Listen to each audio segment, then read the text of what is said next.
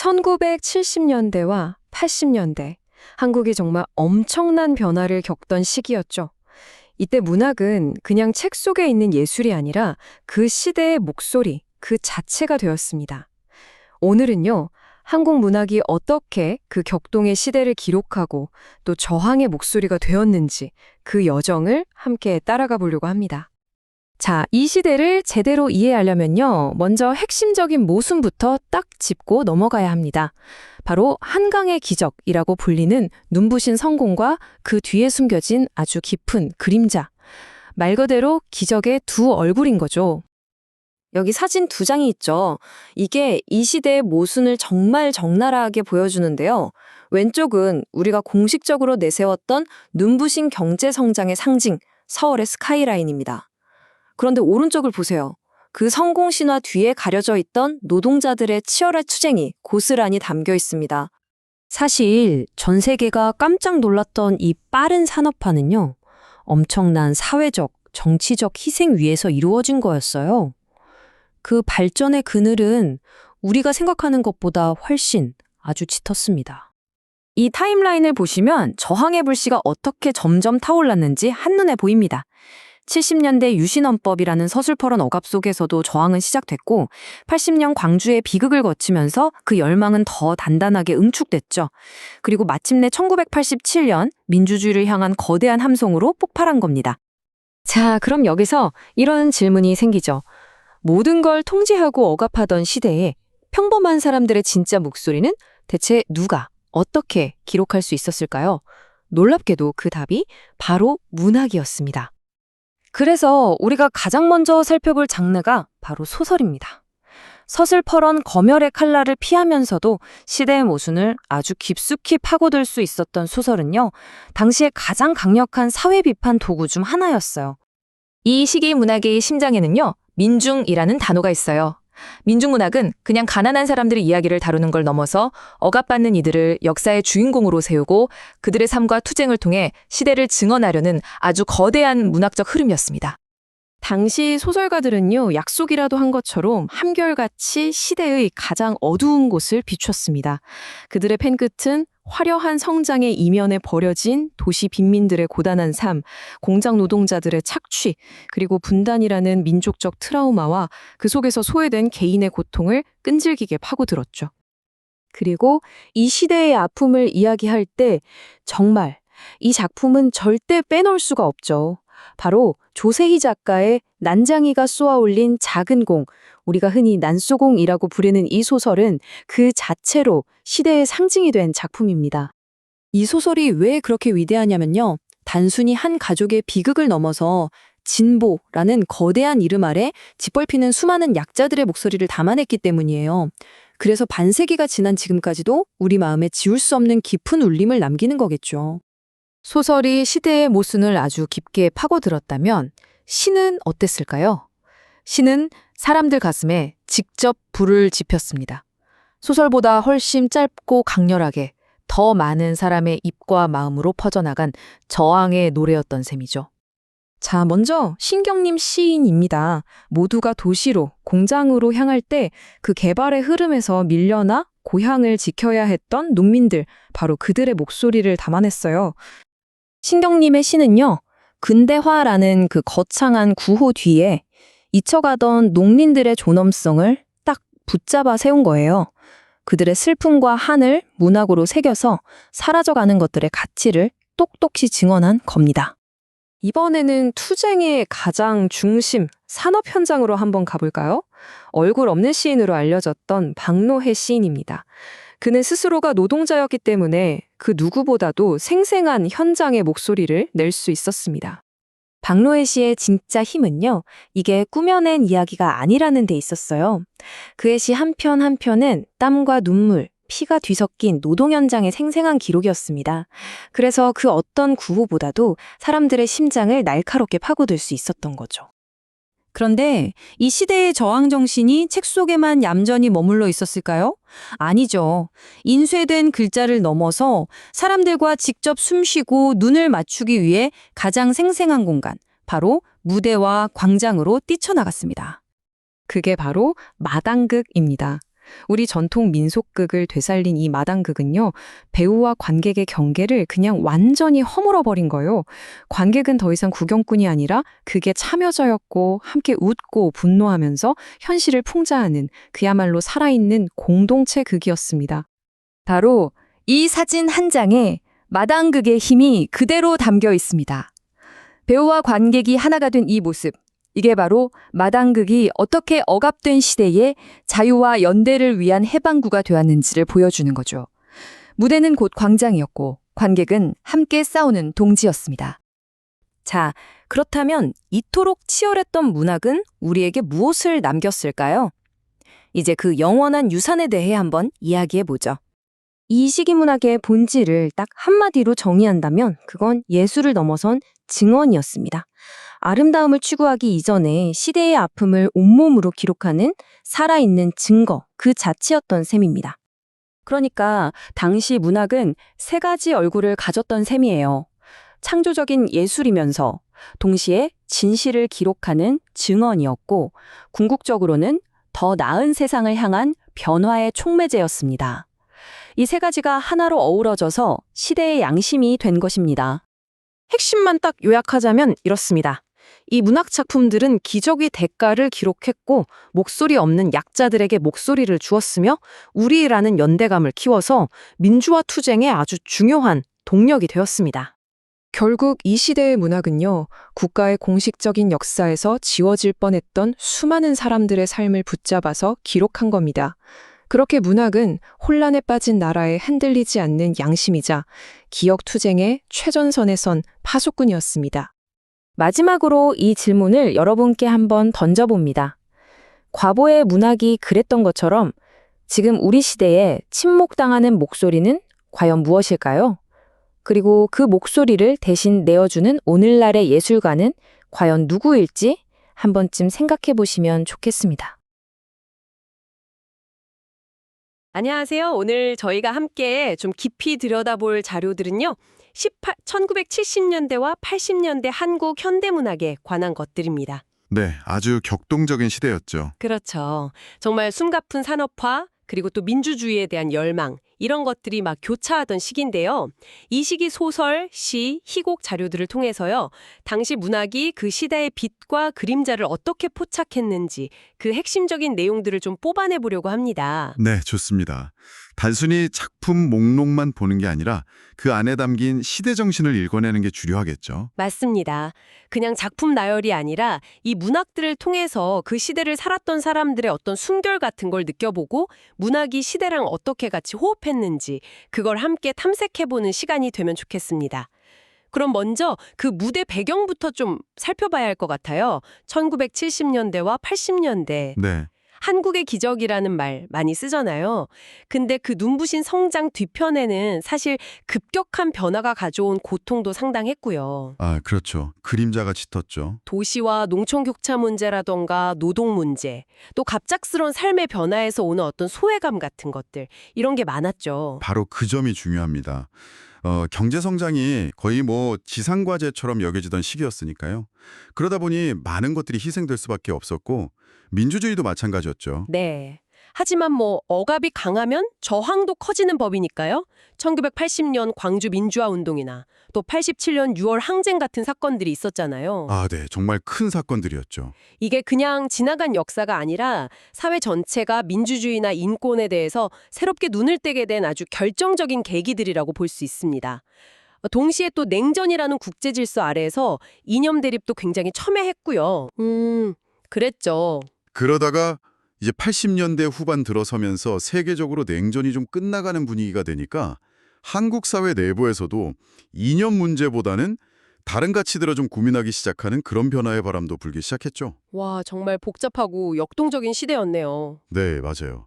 그럼 복잡하고 역동적인 사회 분위기가 문학에 그대로 녹아들 수밖에 없었던 거죠. 그렇군요. 그럼 이제 문학 이야기로 좀 더 들어가 보면요.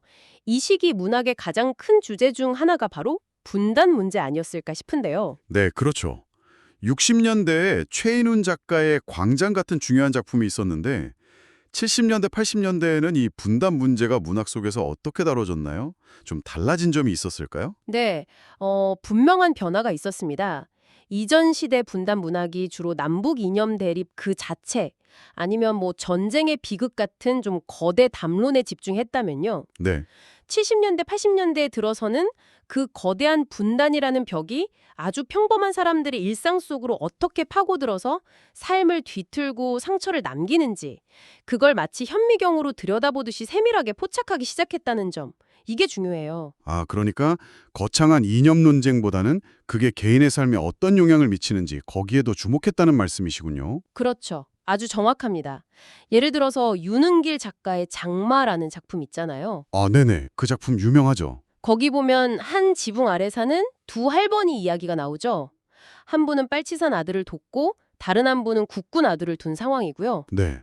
이 두 분 사이의 그 팽팽한 긴장감, 또 미묘한 심리 변화, 이걸 통해서 이념 대립이라는 게 얼마나 개인적인 관계까지 파고들어서 갈등을 만들어내는지를 정말 섬세하게 보여줍니다. 분단이 먼 얘기가 아니라 그냥 내 집안의 문제가 되는 거네요. 바로 그거죠. 황석영 작가의 한시연대기 같은 경우도 마찬가지고요. 한 개인의 정말 기구한 삶을 따라가면서 분단 시대를 살아간다는 것의 그 무게를 아주 절절하게 느끼게 만들죠. 조종래 작가의 대하소설 태백산맥도 빼놓을 수가 없겠네요. 이건 뭐 스케일이 어마어마하잖아요. 해방 전후의 역사를 다루면서 이념과 민중의 삶을 그렸는데 이 작품은 또 어떤 의미가 있을까요? 태백산맥은 정말 대작이죠. 여순 사건 같은 구체적인 현대사의 비극을 배경으로 삼아서요. 좌우익의 극한 대립, 그것뿐만 아니라 그 속에서 살아남아야 했던 수많은 보통 사람들의 모습을 정말 방대하게 담아냈습니다. 네. 단순히 과거를 그냥 보여주는데 그치는 게 아니라 우리 민족 내부의 모순을 정면으로 바라보고 궁극적으로는 분단을 넘어서려는 어떤 의지, 이걸 담고 있다는 점에서 아주 큰 의미가 있죠. 아, 극복 의지까지? 네. 그리고 작품 속에 보면 당시 미국의 정보기관이었던 OSS 활동 같은 그런 역사적 사실들을 녹여낸 부분들이 있거든요. 네, 그런 디테일들이 있죠. 이것도 분단의 원인이나 과정을 좀 더 깊이 파고들려는 작가의 시도로 볼 수 있고요. 그러니까 이념을 넘어선 어떤 인간의 삶, 그리고 분단 극복이라는 이 무거운 과제를 문학적으로 풀어낸 아주 중요한 성취라고 할 수 있습니다. 분단 문제만큼이나 이 시기 문학에서 또 중요한 축은 역시 산업화였던 것 같아요. 아까 말씀하신 것처럼 빛도 있었지만 그늘도 많았는데 문학은 특히 그 그늘에 좀 더 주목했던 것 같고요. 네, 아무래도 그랬죠. 도시화가 진행되면서 사람들이 느꼈을 법한 어떤 소외감, 이런 건 어떻게 그려졌나요? 급격한 도시화는 정말 많은 걸 바꿔놨죠. 최인호 작타의 타인의 밤 같은 작품이 이런 변화 속 현대인의 모습을 아주 상징적으로 보여주는 예인데요. 네. 주인공이 사는 아파트가 더 이상 뭐랄까 포근한 집이 아니에요. 그냥 외부와 완전히 단절된 개인의 방일 뿐인 거죠. 아, 심지어 주인공은 그 방 안에 사물들하고 막 뒤엉키다가 결국 자기 자신마저 사물처럼 변해버리는 그런 결말을 맞이하거든요. 사람이 사물처럼 변해버린다. 이미지가 정말 강렬한데요. 그게 당시 도시 사람들에게는 꽤나 현실적인 공포였을 수도 있겠어요. 네, 충분히 그랬을 수 있습니다. 또 박완서 작가 역시 도시의 삶을 굉장히 예리하게 포착했죠. 네, 박완서 작가님 작품들. 특히 엄마의 말뚝 같은 작품을 보면요. 한국전쟁이라는 그 과거의 깊은 상처가 단순히 지나간 일이 아니라는 거예요. 아, 현재 중산층으로 살아가는 사람들의 삶과 내면에 여전히 어떻게 영향을 미치고 있는지 이걸 아주 집요하게 파고들죠. 개인의 아픔과 역사의 무게를 함께 생각하게 만드는 힘이 있습니다. 단순히 뭐 도시 풍경 묘사 이런 걸 넘어서서 그 속에서 살아가는 사람들의 어떤 속물근성이나 허위의식 그리고 또 그 이면에 숨겨진 상처까지 깊이 있게 다뤘다는 점에서 박완서 문학의 힘이 느껴지는 것 같아요. 도시의 번화함 이면에는 또 산업화 과정에서 소외된 농촌의 현실도 있었을 텐데요. 문학은 그 모습은 또 어떻게 담아냈나요? 네, 당연히 있었죠. 이문구 작가의 우리 동네 연작이 먼저 떠오르네요. 아, 우리 동네? 네, 충청도 농촌을 배경으로 하는데 산업화 때문에 점점 사라져가는 어떤 옛 공동체의 모습, 또 그 속에서 살아가는 정겨운 사람들의 이야기를 아주 구수하고 해학적인 입담으로 풀어내요. 네. 변화 속에서도 우리가 지키고 싶은 인간적인 가치가 뭘까? 이런 생각을 하게 만들죠. 반면에 또 윤은길 작가의 아홉 켤레의 구두로 남은 사내 같은 작품은요.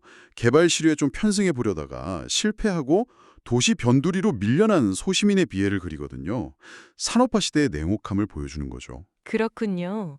농촌을 다룬 시도 있었을 것 같은데요. 네, 시 쪽에서는 신경림 시인의 농무가 정말 대표적입니다. 아, 농무. 네, 그 텅 빈 농촌 현실 앞에서 농민들의 울분이 막 섞인 그런 춤사위를 벌이는 모습 정말 잊기가 어렵죠. 농민들의 고단한 삶과 그 깊은 한을 아주 생생하고 절절하게 그려냈습니다. 가슴 아픈 시죠. 그리고 도시 빈민의 삶, 또 산업화의 폭력성, 이걸 가장 압축적으로 고버린 작품이라면 역시 조세희 작가의 난장이가 쏘아올린 작은 공을 빼놓을 수가 없어요. 네. 난소공. 정말 중요한 작품이죠. 그렇죠. 철거민 가족의 비극을 다룬 이 연작 소설은 1970년대 한국 사회의 모순을 아주 상징적으로 보여주는 걸작이라고 할 수 있습니다. 난장이로 대표되는 사회적 약자가 겪는 고통을 통해서 자본주의 발전의 어두운 이면과 인간성 파괴를 고발하는데요. 네. 근데 놀라운 건 이게 단순히 현실 고발에만 그치지 않는다는 점이에요. 지극히 서정적이면서도 또 상징적인 문체로 아주 깊은 문학적 울림을 줍니다. 시대를 넘어서 지금까지도 정말 많은 사람들에게 읽히고 생각할 거리를 던져주는 작품이죠. 난소공도 그렇고 70년대 이후로는 노동자들이 문학의 중요한 목소리로 등장하기 시작한 것 같다는 인상이 들어요. 뭔가 특별한 배경이 있었을까요? 네, 맞아요. 70년대는 아시다시피 경제 성장의 이면에 저임금, 또 열악한 노동 환경에 시달리는 노동자들의 희생이 있었던 시기입니다. 네. 동시에 또 노동운동이 꾸준히 성장하면서 노동자들이 스스로의 현실을 좀 자각하고 목소리를 내기 시작했죠. 특히 1970년에 있었던 전태일 열사의 분신 사건. 이게 노동 문제에 대한 사회적 관심을 폭발시킨 아주 결정적인 계기가 됐고요. 아, 그렇죠. 그리고 이제 80년대 들어서는 노동운동이 더욱 조직화되고 또 정치적인 힘을 갖기 시작하면서 노동자의 삶과 투쟁을 정면으로 다루는 노동문학이라는 게 하나의 중요한 흐름으로 자리 잡게 됩니다. 와, 그러면서 박노해 시인의 노동의 새벽 같은 시집이 나왔던 거군요. 당시에 정말 큰 충격을 줬다고 들었거든요. 맞습니다. 박노해 시인의 노동의 새벽은 그야말로 센세이션이었죠. 노동 현상의 그 참혹한 현실, 그리고 그 속에서 터져나오는 분노, 저항 의지, 이걸 어떤 꾸밈도 없이 날 것 그대로의 언어로 막 쏟아냈거든요. 네. 많은 사람들이 그 직설적인 목소리에 충격을 받으면서도 또 깊은 공감을 느꼈던 거죠. 방현석 작가의 새벽 출정 같은 소설도 공장 노동자들의 실제 투쟁과 삶의 모습을 아주 사실적으로 그려냈고요. 이 시기 노동문학의 가장 큰 의의라고 한다면 이전까지는 별로 주목받지 못했던 노동 현장을 삶의 터전으로 바라보고 바로 그곳에서 살아가는 노동자의 시선과 언어로 현실을 담아내려 했다는 점, 이걸 들 수 있겠습니다. 어떻게 보면 새로운 리얼리즘의 가능성을 보여준 거죠. 새로운 시선이었군요. 네. 다만 초기에는 개별 작업장의 투쟁 묘사에 좀 집중하는 경향이 있어서 노동 문제를 사회 전체 구조와 연결하는 데는 다소 한계가 있었다, 이런 평가도 있긴 합니다. 그렇군요. 노동 문제 외에도 억압적인 시대 분위기 속에서 민중의 삶과 저항 정신을 노래한 문학가들도 많았던 것 같아요. 이른바 민중문학이라고 부르는 흐름이죠? 네, 맞아요. 특히 시 분야에서 그런 목소리가 아주 강렬하게 터져 나왔습니다.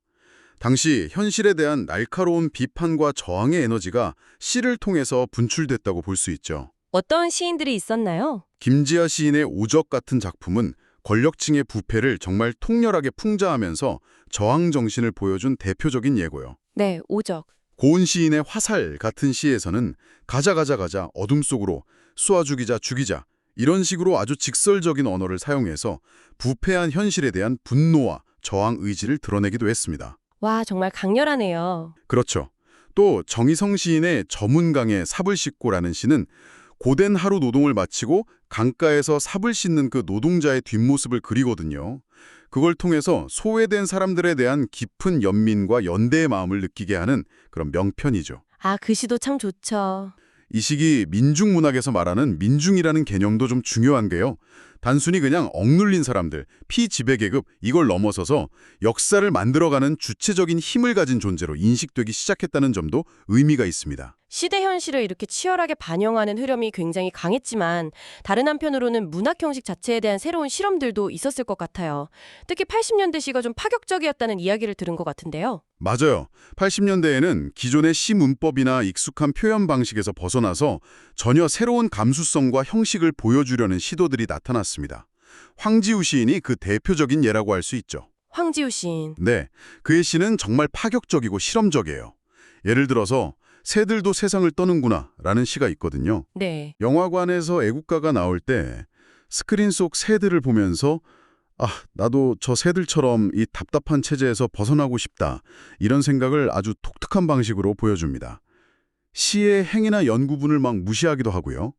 심지어는 광고 문구나 신문기사, 통계자료 같은 아주 일상적인 텍스트들을 시 속으로 불쑥 끌어들이기도 하고요. 광고 문구가 시에 들어온다고요? 정말 상상하기 어려운데요. 왜 그런 실험들을 했던 걸까요? 이게 단순히 형식적인 유희라기보다는요. 그런 파격적인 형식을 통해서 당대 현실에 대한 어떤 냉소나 비판, 저항의 메시지를 전달하려고 했던 걸로 볼 수 있습니다. 아, 형식 자체가 메시지였군요. 네, 그렇죠. 황지우 시인 스스로도 죽은 소리가 아니라 살아 움직이는 소리를 담는 것이 시인의 역할이다 이렇게 말했거든요. 그의 실험들은 바로 그런 고민의 결과였던 셈이죠. 기존의 언어로는 담아낼 수 없는 어떤 시대의 감각, 또 문제의식 이런 것들을 새로운 형식으로 표현하려고 했던 겁니다. 시뿐만 아니라 혹시 희곡이나 연극 쪽에서도 뭔가 새로운 움직임이 있었을까요? 네, 희곡 분야에서는 오태석 작가의 역할이 아주 중요했습니다. 오태석 작가는 서양 연극 형식을 그냥 그대로 따라하기보다는 우리 고유의 전통 설화나 판소리 같은 우리 이야기 자원들을 현대적으로 재해석해서 우리만의 연극 언어를 만들려고 굉장히 노력했어요. 우리만의 언어요? 네, 태라던가 춘풍의 처 같은 작품들이 그런 특징을 잘 보여주죠. 예를 들어서 아기장수 설화를 바탕으로 한 옛날 옛적의 허이허이 같은 작품은 억압적인 현실 속에서도 끈질기게 이어지는 어떤 민중의 생명력, 이런 것들을 아주 한국적인 정서로 그려냅니다. 전통을 새롭게 해석한 거군요. 그렇죠. 또 한 가지 중요한 특징은 무대와 객석의 경계를 허물고 관객과 함께 호흡하려는 시도를 많이 했다는 겁니다. 아, 관객과의 소통? 네, 마당극 양식을 활용하기도 하고 배우들이 직접 관객에게 말을 걸기도 하고요. 일방적으로 메시지를 전달하는 게 아니라 관객과 함께 연극을 만들어가려는 어떤 열린 형식을 추구한 거죠. 전통을 그냥 가져오는 게 아니라 창조적으로 계승하면서 동시대 관객들과 새로운 방식으로 소통하려고 했다는 점에서 오태석 희곡은 큰 의미를 갖습니다. 이렇게 다양한 작품들이 나오고 또 활발하게 논의되는 과정에서 당시 문예지들의 역할도 빼놓을 수가 없을 것 같아요.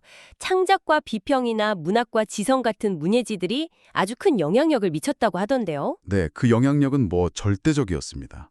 70년대, 80년대 문학 동네에서는 창작과 비평, 줄여서 창비라고 하죠.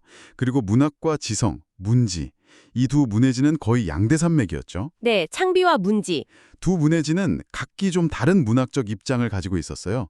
창비는 주로 현실 참여적인 리얼리즘 문학에 주목하면서 문학의 사회적 역할을 강조했고요. 네. 반면에 문지는 상대적으로 언어 자체의 탐구나 좀 지성적인 성찰, 이런 걸 중시하는 모더니즘 계열의 문학에 더 무게를 두었습니다. 입장이 좀 달랐군요. 네, 근데 흥미로운 건 입장 차이는 있었지만 두 진영 모두 현실에 안주하지 않고 치열하게 고민했던 김수영 시인의 정신, 이걸 나름의 방식으로 굉장히 중요하게 생각했다는 점이에요. 아, 김수영 시인의 영향력이 컸군요. 네, 이런 문예지들을 중심으로 문학 담론도 아주 활발하게 전개가 됐는데요. 70년대에는 주로 민족문학론이 많이 이야기되었습니다. 분단 현실을 극복하고 민족의 주체성을 회복하는 것, 이걸 문학의 중요한 과제로 본 거죠. 네. 이게 80년대에 들어서는 아까 말씀드린 민중문학론으로 더 발전하게 됩니다.